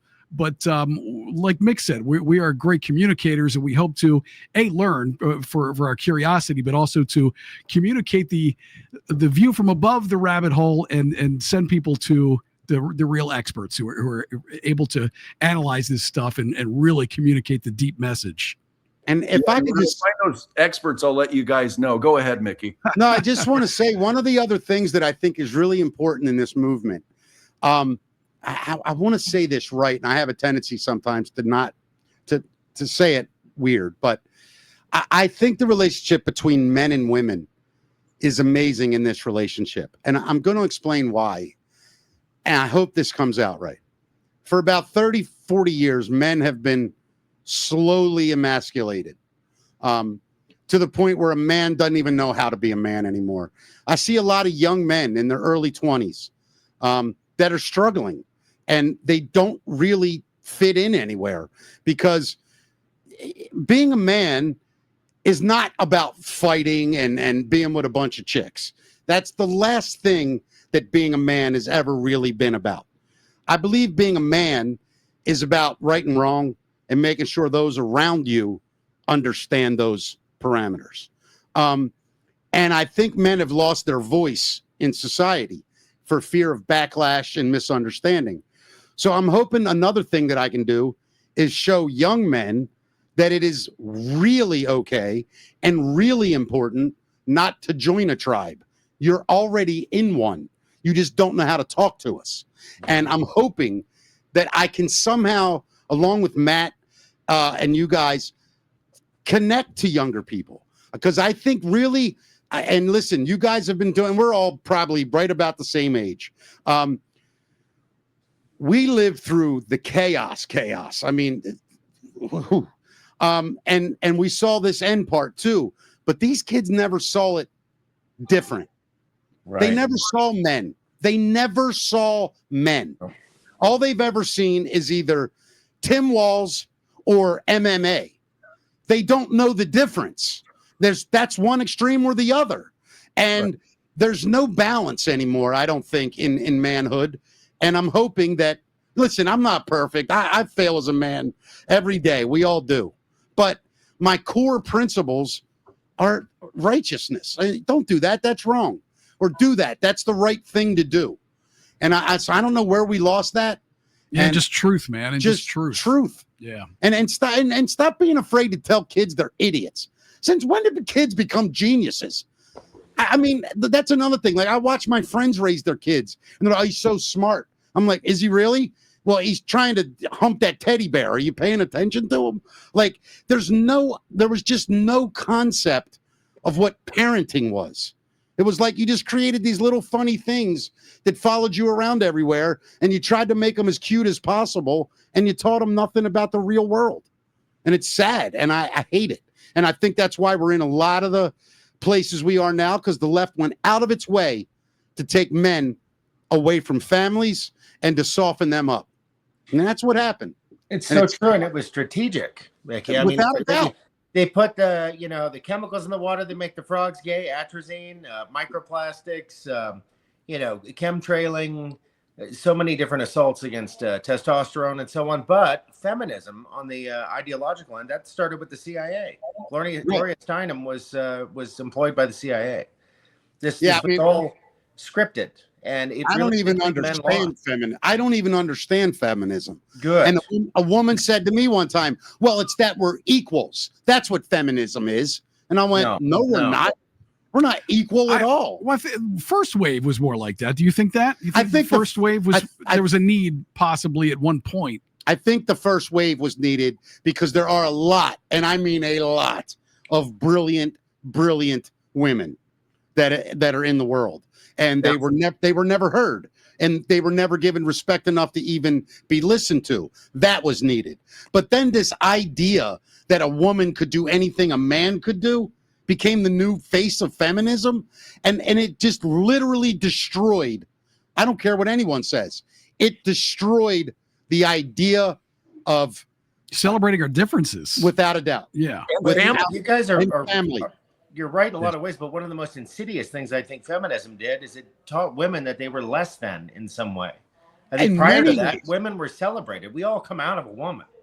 Absolutely. We practically worship women. We always have. And think about it. Men did not cuss in front of women, right? You wouldn't, in the old days, you didn't curse in front of a woman. A woman was a delicate thing that you did not.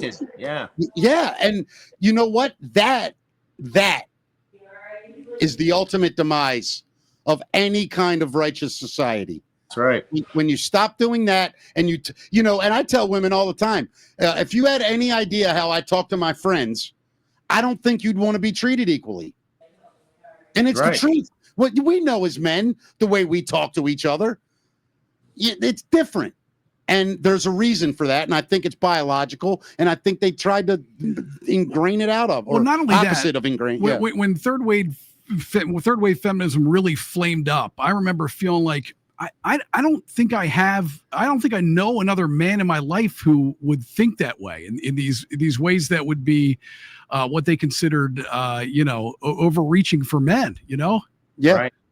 Yeah. Right. I do know. I do know. I think that people over time, Joe and Scott, I think people over time thought in the beginning, maybe this is a good idea. Let's see what ladies can do with feminism.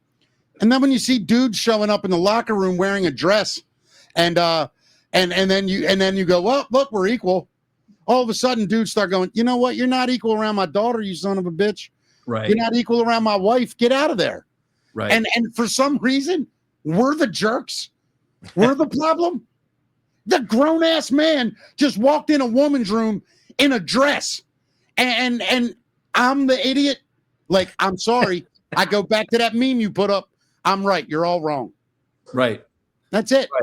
No, you guys are dead on. I didn't know if I was going to play this clip, but there's a pastor.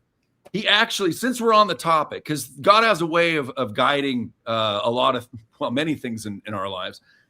There was a pastor. His name is Dennis Cummins. Now, this was a 4-hour event last night in Puyallup, Washington. It was amazing to be there. We had Sheriff Keith Swank, constitutional sheriff that is in Pierce County. We had Sheriff Mack. I'm going to play a short clip of him in a second. But first, I'm going to play this clip. This is of the pastor, and General Flynn was there. Yeah. And this pastor came out. I didn't know what to expect. I saw him earlier in the day, and I had no idea that he was going to say this. And it's only like 4 minutes. But I went up and I shook his hand, and he handed me this book called What is a Man?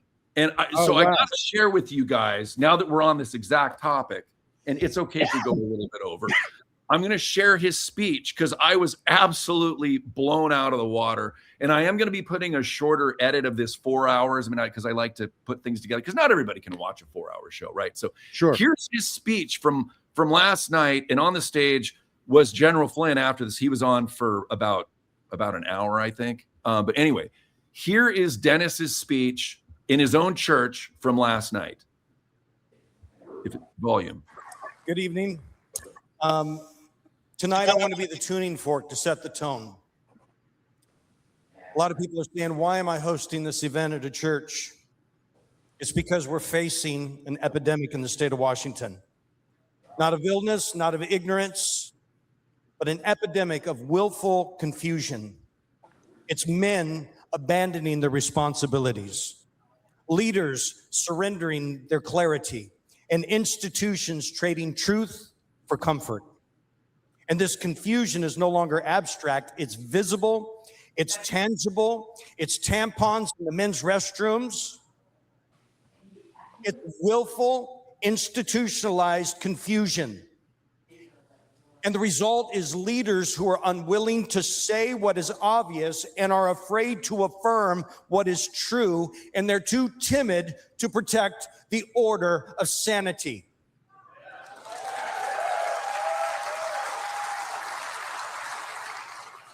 When responsibility is abandoned, confusion always rushes in to fill the vacuum.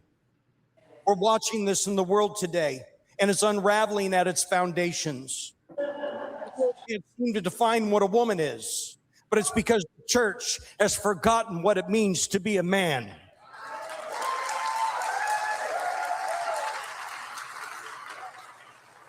The question shouldn't be asked, what is a woman? The question should be, where are the men? Pastors that have lost their testicular fortitude to proclaim the truth of God's word.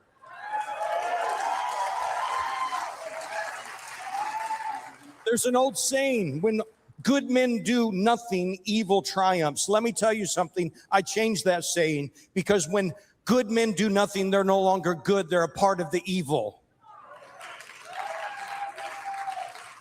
Silence is never neutral. Passivity is never considered harmless, and abdication is never virtuous. And here's the uncomfortable truth that we have to face before I pray. The greatest crisis that we're dealing with is not violent men, it's effeminate men. Let me be clear, it's not about personalities or sensitivities or temperaments. Effeminacy is about softness towards their responsibility. It's men without a backbone. It's men without the presence of leadership in their life. It's not knowing what is right. It's refusing to say what is right. It's Adam standing silent while the serpent spoke. He wasn't confused. He was not deceived. He was quiet. And in his silence, he transferred his authority to the chaos. And the pattern has not changed. When men go silent, confusion grows loud. When men refuse to lead, others fill the vacuum. When men shrink back, families are weakened, systems rot. And you know what? Masculinity is not toxic. Silence is.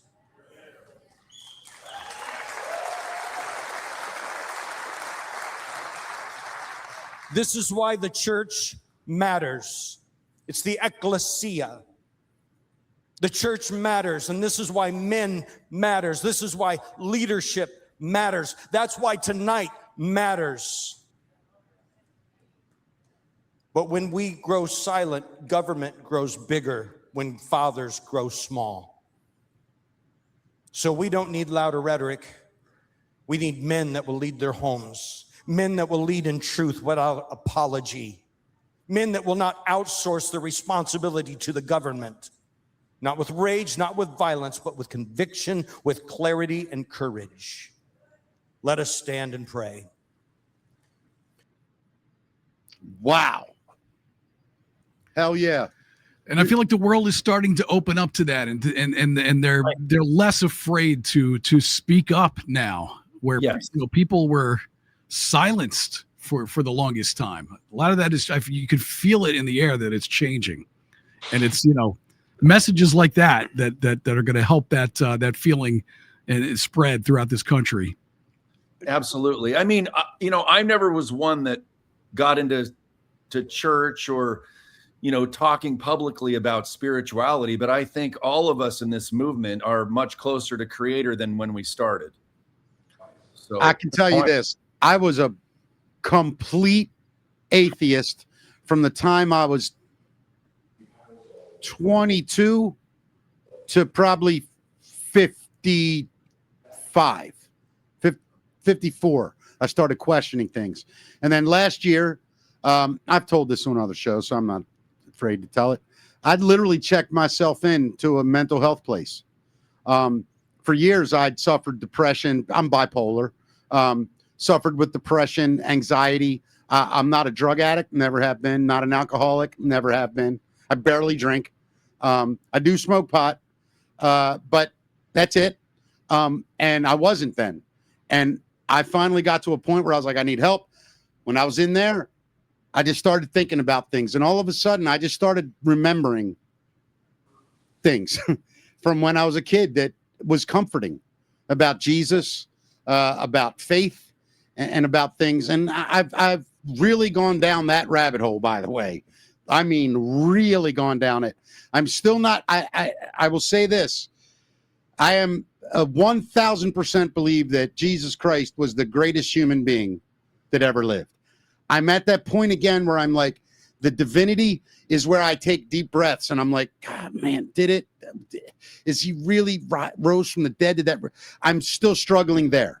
But every word of his is an absolute blueprint for how a man should live his life. I don't know another person that can question it of what Jesus said, not churches, not other men, just Jesus. Just listen to him. I don't care who's reading it. Just listen to them words. And I kind of philosophically go, whatever about the God part, I guess. Whatever. He's right. I don't know what to do because I can't lie and say, oh, I believe and make my friends happy. I'm going to be honest. I'm struggling like hell with it and don't know if I'll ever accept it. But it's the philosophy I'm living. I can tell you that. I believe in it right here in the know and now. So that's where I'm at with it. And I think that's what's going to save manhood because it's all about responsibility and a personal check to yourself. And if you look at other faiths, no offense, they ain't that nice to ladies. You know what I mean? They're not that nice to other people either. You know, there's no message in Christianity, not the churches. There's no message in the philosophy that you're supposed to kill people. There isn't. Did man do that with that book? Yeah, that's man. The philosophy went that far because of evil, because it wasn't checked. And you got to be reminded every now and then, just what's the core principle? Do unto others. Shut up. End of argument. That's the religion. I don't care where you're looking, up, down, left, right, blue, red, black. Do unto others. Shut up. See you in heaven. That's it. And that's what men have to start understanding again. Just do unto others, man. That's it. And young men were told that you have to completely do these types of things. And if your friend decides he's a woman, you better support him instead of smacking him in the head first and going, hey, you sure about this? Or is this just for attention, man? If it's for attention, let's figure out a different way. Let me teach you how to play football. Let me show you how to play an instrument. Let me show you how to write something. Like, come on, that's what this crap is. We all searched as kids. For a while, I thought I was a dolphin. You know what I mean? Like, my parents didn't bore a hole in my head. Don't be ridiculous. Come on, man. When I hear a man speak like that, it fires me up because it's nothing but truth. And we're born with it, and it's bred out of us. And I hate it. I hate it. I'm right, you're all wrong. I love that you resonated with it. Matt, anything you want to say on that topic? Yeah, I mean, it's just to mirror what Mick said. I mean, it's no matter where you're walking on this, it all comes down to the golden rule. And I think you can find a seed of that in any kind of religion or philosophy that's been throughout the world. I'm feeling this great awakening that men can go back to being men again, and don't have to worry about this awful message that was put out about us for the longest time, that we're born with this original sin of being male in this country, you know?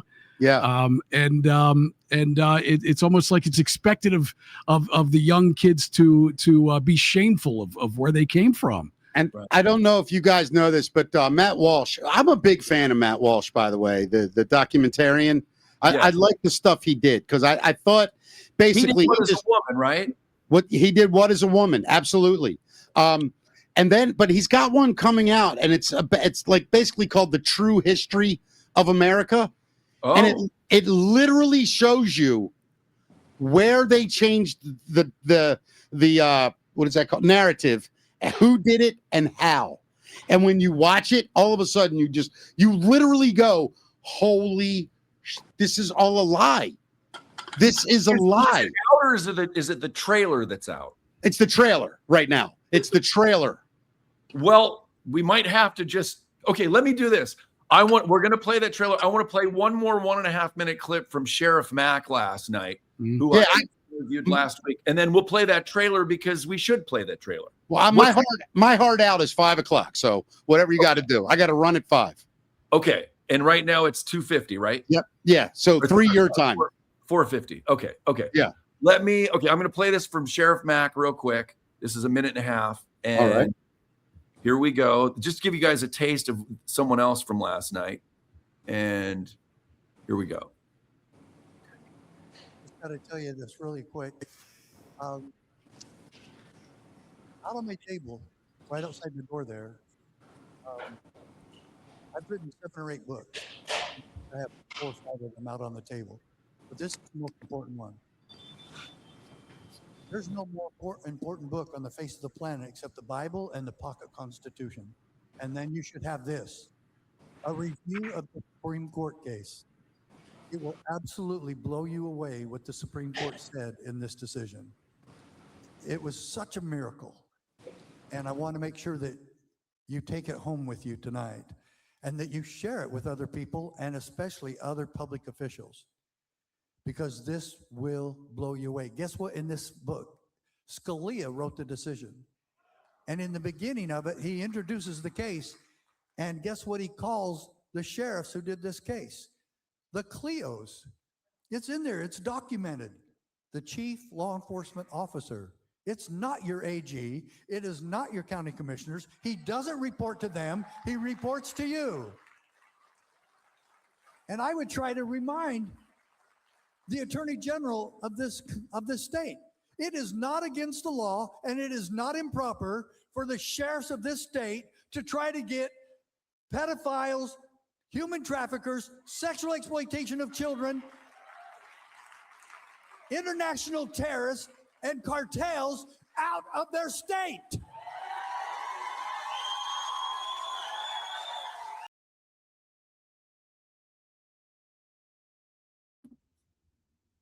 Oh, whoops. Sorry. Like to have been at this thing, I think. Yeah. So I muted you guys just because the volume was a little bit quiet. Yeah. It was, the whole thing was 4 hours. And I mean, if people want to, I mean, I'll put it in the link. I'll send you guys the link so we can put it underneath. But it was incredible. And then General Flynn had a lot to say. But yeah, it was to see this happen in Washington State. I had to pick it off the floor a few times. I couldn't believe it happened. Yeah, I bet. No, this is you know what's wild? Like you're seeing. I think what's cool that we started the show now. You guys caused the awakening. I'm covering it. Does that make sense? And a lot of other people, but yeah. What I mean when I say you guys, the ones before us. Yes, of course. The ones before us brought the Bill Coopers, the Jordan Maxwells. Yeah. That's kind of how we see our role. That's how we see our role. Thing. We see people waking up. We're showing up right now. Okay, guys, what are you feeling? You're waking up. What's on your mind? What's the first couple things you want to know? See, that's the thing. There's so much everyone has to learn that all we want to do is just say, what are you interested in? Here, go there. What are you interested in? Oh, you want to talk to Joe and Scott? What are you interested in? Oh, you want to talk to Rambo and Dave? What are you interested in? Oh, you want to talk to this lady? Like, that's all me and Matt want to do. And along the way, we're going to learn it all, helping people find it. I just think we're the luckiest two dudes on the planet to hit at the moment we did, to come in and be able to meet these people in a real sizable, tangible movement that's really yet to go public. That's the other thing. You think about that. This isn't really a public movement. This isn't where everybody's going to end up yet. But you know what? It's going to be called something else. But I guarantee you that what this is the original root of it. This is the seed. I'm telling you, righteousness and doing the right thing and being right with each other is going to be the new way. 1,000 years of peace coming. I just believe it. And I see it unfolding in front of my eyes. And for once, all the things I'm seeing unfold are not horrible.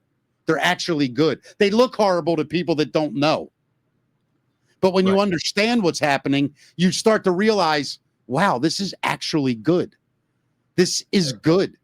People are starting to realize, you know what? This is what's needed. We pushed ourselves too far. We took ourselves for granted. Now it's time to correct it.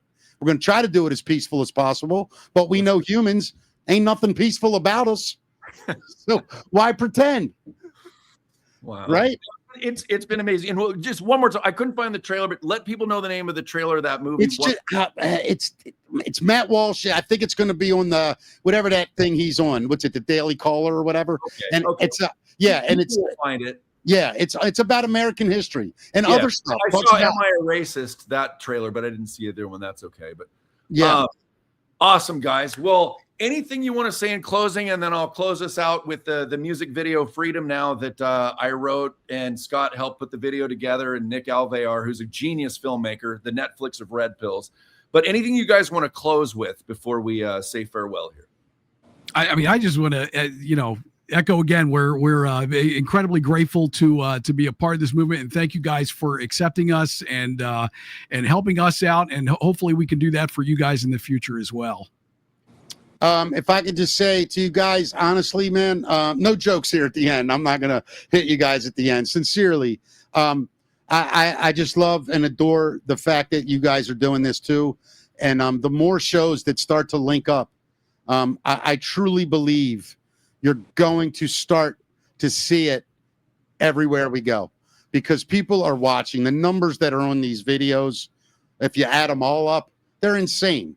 Yeah. I mean, the people are really starting to see things, and to be accepted into it is a good sign for Matt and I. And sincerely, thank you. This is I guess this is our first official other show than Rambo, right? Yeah. Since we've started ours. Yeah, this is our first guest appearance. So we are truly honored, man. Thank you guys so much. Thank you. Absolutely. Thank you. We love breaking stories. We've actually, if people want to have their minds blown, we've interviewed, and we're going to have Eric back. We've interviewed someone that was married to a reptilian, and he's sending me all kinds of videos that back up other people dealing with this stuff. And we've actually had on someone, and I recently re-released this. This was from 3 years ago. A gentleman that didn't believe what he was taking was what it was, but he's taken adrenochrome 2 times, and he time traveled. Talk about blowing our mind. Scott wasn't even aware of that. Yeah. Careful, my head is. We definitely want that information. How to get that guy on, and I'd love to have you guys on our show as well. Absolutely. Well, thank you. Anytime. This is what the thumbnail looks like for that interview.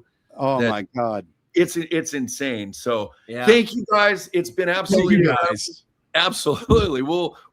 I knew we would get along really well. Oh, this was great, man. Definitely. Yeah, hopefully we'll have you back here soon.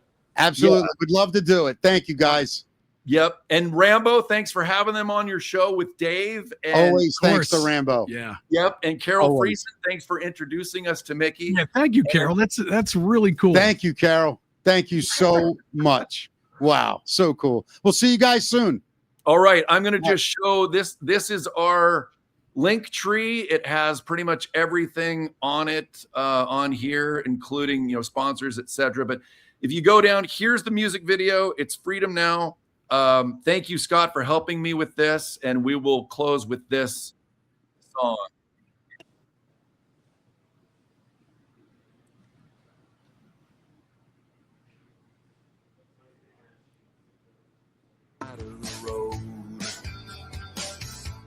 Watching the world, well, it's all just a show. Those we looked up to are not who they seem. They flash their symbols in a horrible scheme. We've been lied to about so many things. The television seeps poison as mockingbirds sing. We just want our freedom. We just want our freedom.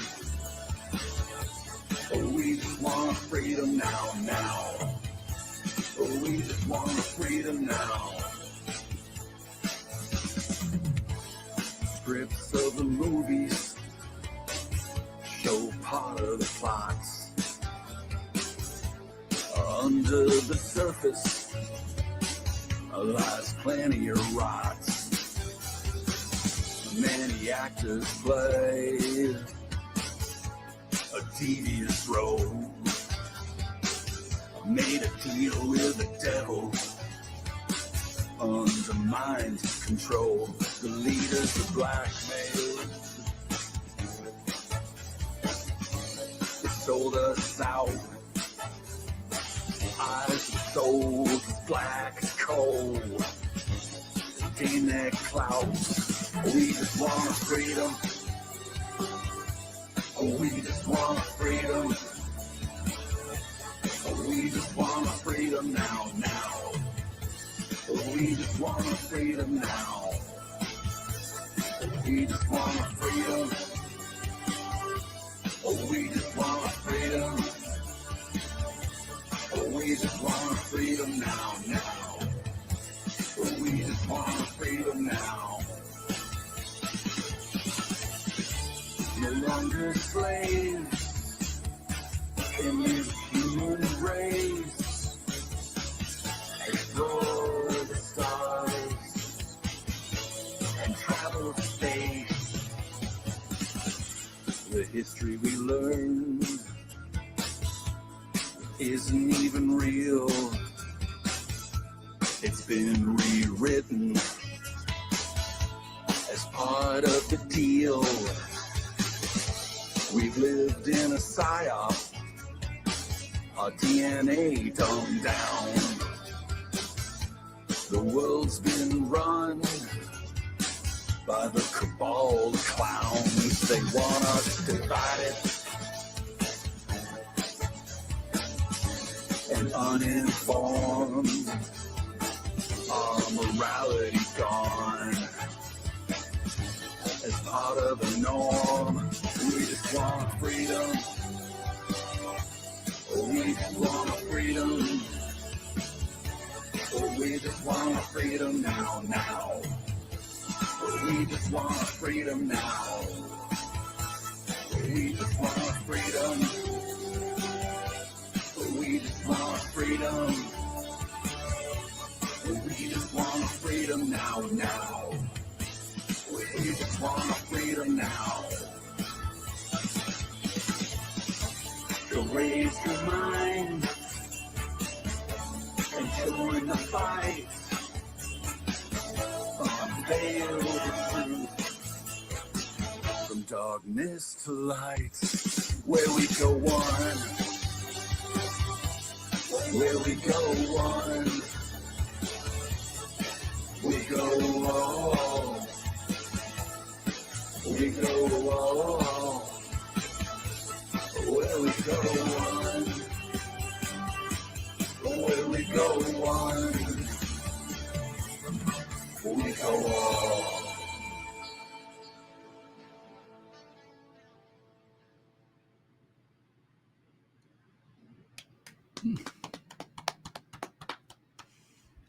That was cool. Leave Love studio. the song. Red button at the bottom.